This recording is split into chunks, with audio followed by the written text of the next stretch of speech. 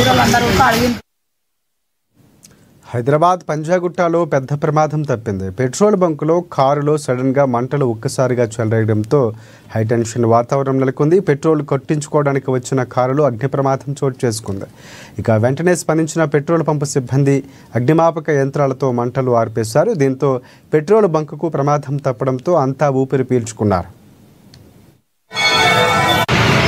నా పేరు వెంకటేష్ అండి. నేను కార్లో పెట్రోల్ కొట్టించుకోవాలని పెట్రోల్ బంక్ వచ్చిన. నాకంటే ముందు ఒక 2 కార్లు ఉన్నాయి. దానికోసం నేను పెట్రోల్ కోసం వెయిట్ చేస్తుంటే ఆటోమేటిక్గా ఇంజన్ నుంచి ఫైర్ స్టార్ట్ అయిపోయింది.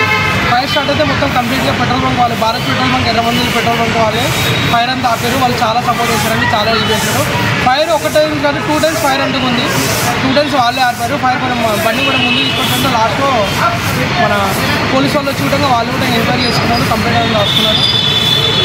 పెట్రోల్ కొట్టిస్తున్న సమయంలో జరిగిందా ఇది, లేదంటే వెయిట్ చేస్తున్నారు? లేదన్నా, మేము వెయిట్ చేస్తున్నాం. మాకంటే రెండు ముందు వెహికల్స్ ఉన్నాయి. దాని తర్వాత మాకు పెట్రోల్ బంక్ వెయిట్ అంటే వీళ్ళందరూ వెయిట్ చేయాలి.